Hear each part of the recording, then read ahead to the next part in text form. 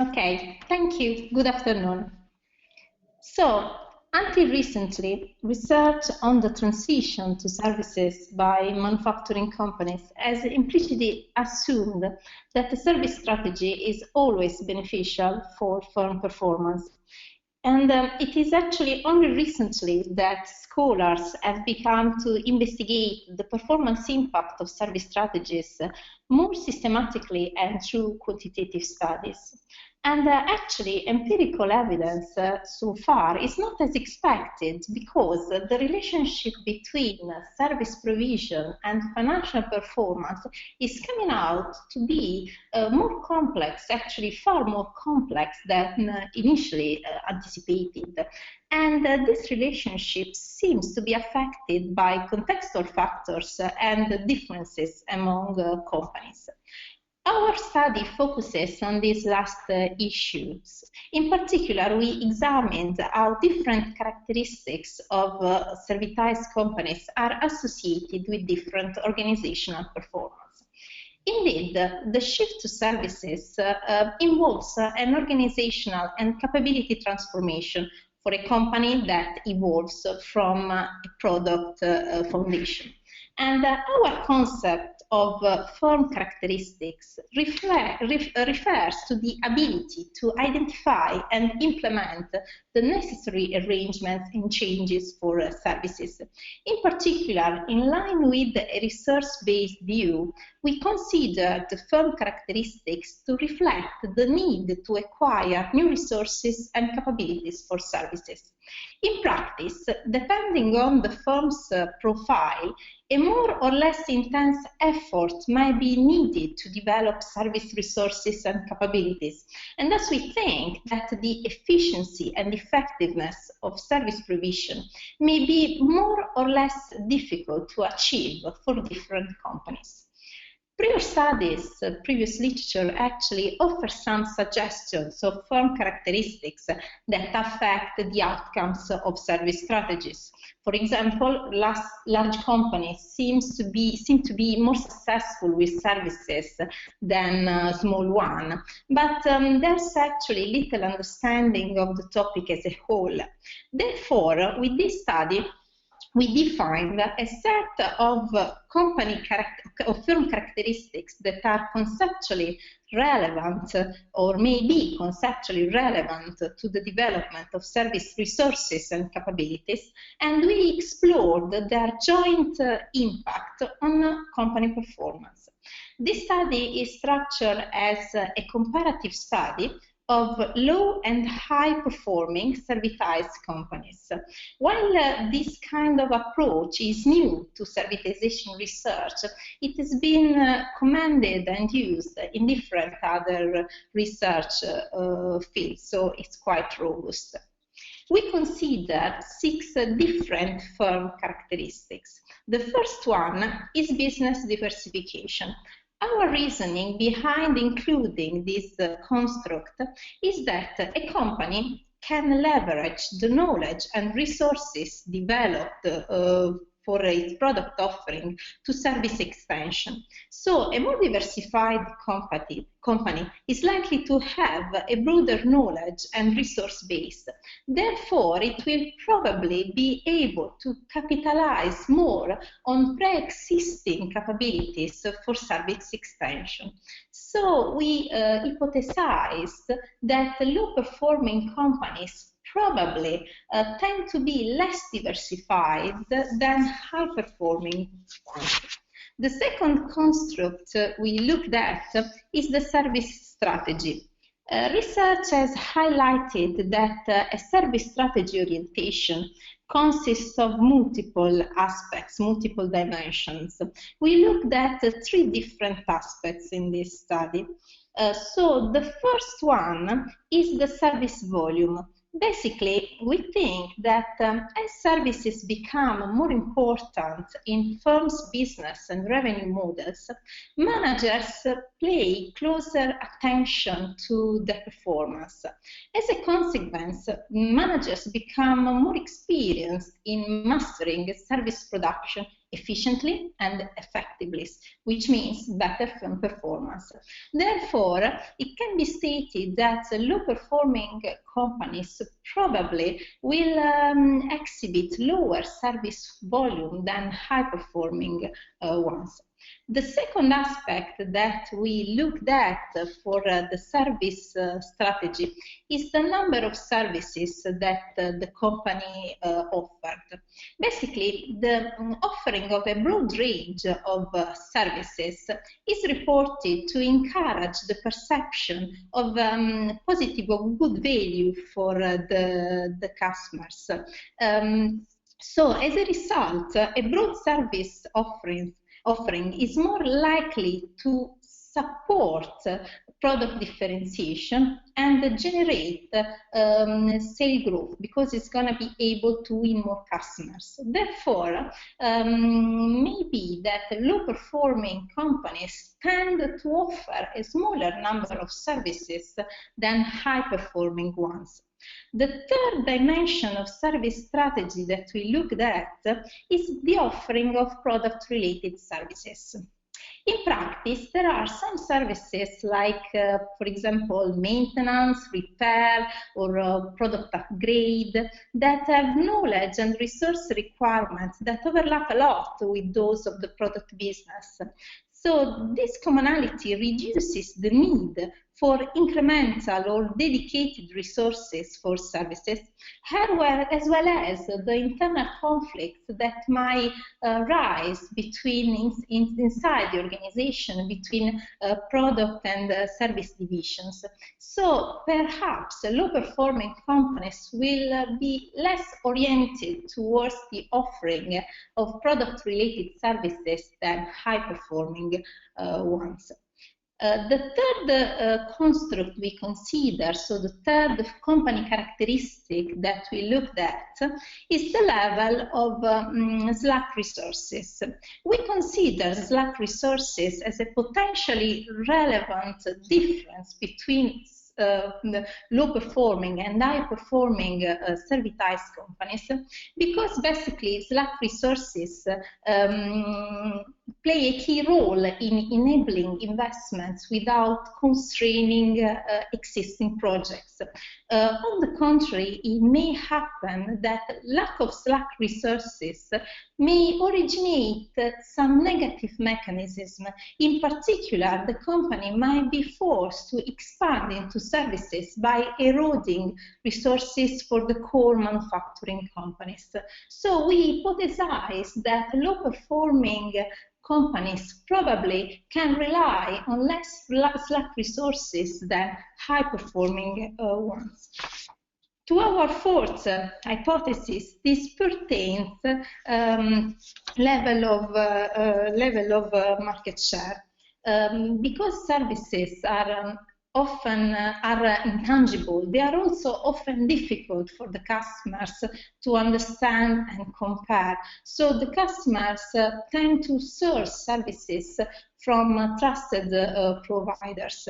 And the firms with the greater market share have also a greater visibility, and then they should be better able to originate trust, and as a consequence to attract new customers and retain existing ones. So we hypothesize that low-performing companies might have smaller market share than high-performing ones. To our fifth company characteristic, this is the degree of domain initiative. So the degree of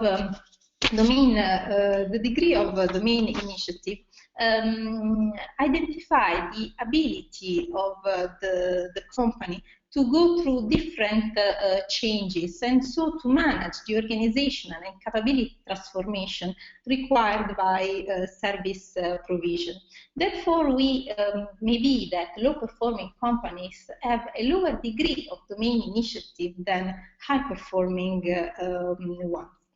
The sixth and last characteristic that we consider is the level of alliance resource diversity. Basically, having the competence of using business partners to expand the firm's knowledge and resource base is considered as being shown to be an effective way for manufacturing companies to organize for service provision. On the contrary, lack of such competence might mean that the firm entirely has to take charge of service investments and risk internally. So we hypothesize that low-performing companies might have less alliance resource diversity than high-performing ones. To test this hypothesis, we created two samples of companies. The first sample was a sample of low-performing servitized manufacturing companies. More precisely, we identified a sample of servitized companies that declared bankruptcy. The second sample was instead a matched sample of high-performing servitized companies, namely a sample of servitized companies that did not declare bankruptcy. I must ask to refer to the paper itself for the detail of the sampling method. Very extremely briefly, what we did is that we looked at the over 2,400 bankrupted companies that are listed in the bankruptcydata.com database, and we looked at the company's annual reports in order to identify servitized manufacturers. Servitization was defined as explicit mention in the annual report of the offering of one or more of 13 types of services that we knew that the literature and practice would suggest are typical for manufacturing companies. The matched sample, so the survivor sample, included servitized companies that directly competed with the bankrupts, but that did not declare bankruptcy. Matched survivors had to compete with the bankrupts on the product business, and they had to be servitized as well. We use different sources and databases in order to identify a list of potential competitors, so potential matches for each bankrupted company. And after we manually reviewed this list and we screened these potential competitors, we identified 223 matched survivors covering 80 of the bankrupted companies. So these were our final samples, meaning that in total we considered 303 servitized companies. The next step was to operationalize and measure the study variables. So for firm performance, we adopted a binary variable, 1 for the bankrupts and 0 for the survivors. For business diversification, we use the unrelated component of the entropy index. This is a very popular indicator in the diversification literature. As for the service strategy, we measure the service volume through the share of total revenues that the companies realized in service-related business segments. The number of services offered instead was measured to consider whether each company offered each of the 13 service types that we had used before to identify servitized companies. To identify instead, to measure instead the offering of product-related services, we determined that 7 of the 13 service types were product-related, so we considered whether each company offered each of these services or not. For research SLARC, we use retained earnings. We decided to use, among the various possible measures of SLARC, we decided to use retained earnings because these are accounting earnings that companies retain to invest them into area where they can create growth opportunities. So we thought that retained earning could be more directly related to the company ability to invest into services. Going on, we measured market share through the firm market share divided by the 3-firm concentration ratio. For domain initiative, we actually use a summative index. We consider the sum of 3 indicators: number of industries in which the company expanded in a given time frame, number of mergers and acquisitions, and number of strategic alliances and joint ventures. The reason for using a composite, a summative index was that we wanted to capture the variety of domain initiatives that companies might take, and as we thought that one dimension only was insufficient to draw the complete picture. And in fact, the chronic back alpha calculation, which is always appropriate when using a composite index, shows that our index was reliable and that actually our 3 terms shared a common core. Finally, for alliance resource diversity, we considered the number of companies from different industries with which the firms formed alliances and joint ventures. We further introduced A control variables in our model, and this was to exclude that other differences between the companies other than the study variables, for example, differences in size, might affect our results. We collected the data on all these measures through multiple databases available between Cambridge and the Neely School of Business at TCU in the States. And to test our model, we employed a multiple logistic regression analysis. The use of logit fits well with non-random samples like the one that we used in this study and a economos outcome. Statistical tests indicated that the overall model is significant and it's not affected by a typical problem of logistic regression, which is multicollinearity. Because logit is based on group differences, we complemented this analysis also with t-tests that compared each Bankrupt with its best performing competitors. So our results indicate that. First point, the bankrupts appeared less diversified than the survivors. How did we interpret these results? Basically, services are commonly viewed as supporting corporate strategy. We think that our finding suggests that also an influence in the opposite direction is possible. Corporate strategy, in particular diversification strategy, may actually increase the firm's ability to succeed with its service strategy.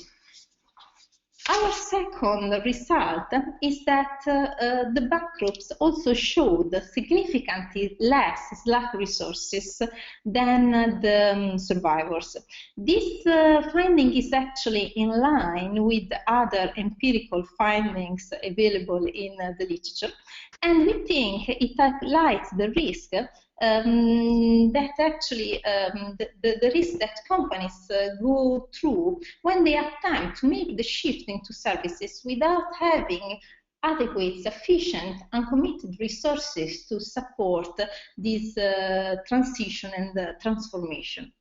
Our third point is that the bankrupts appear to have also lower degree of domain initiative than the survivors. We thought this was quite interesting because studies in the literature have looked at the interplay between service provision and various aspects like corporate culture, organizational structure, human resource management, or relational capital, and so on. But no previously published study has actually explicitly addressed the relevance of the history of the company and its familiarity with the change process. At the same time, we observed that there were not significant differences between the bankrupts and survivors in terms of market share. We actually introduced market share as a proxy for the visibility and reputation of the company. Actually, this result could be better examined because this might suggest that other proxies for market share, for example, customer proximity or customer relationship, customer satisfaction, might be more appropriate to capture this visibility rather than the market share instead. But probably the most striking finding of this study is the last one, because service strategy variable did not seem to have any significant difference between the two groups of companies. So basically, service strategy variables did not have any direct effect on the likelihood of failure. So this suggests, we think that this suggests that without the support of other company characteristics, the service strategy alone is not sufficient to enable companies to escape from failure. And this may be an extremely important insight for distressed companies that might consider attempting to shift to services in order to contrast an imminent default. Actually, in the months after we completed this paper, we've been doing some more work on this study. We've actually examined whether service strategy variables could affect, if they could amplify or reduce the impact of other variables on firm performance. And it looks like this is the case, because we noticed that the offering of particular types of services can positively or negatively interact with other company characteristics. So what's the insight? Companies should choose the service strategy that best fits with their individual pre-existing characteristics. Perhaps this will be another webinar. I don't know. I think this is all for me today, and thank you for your time.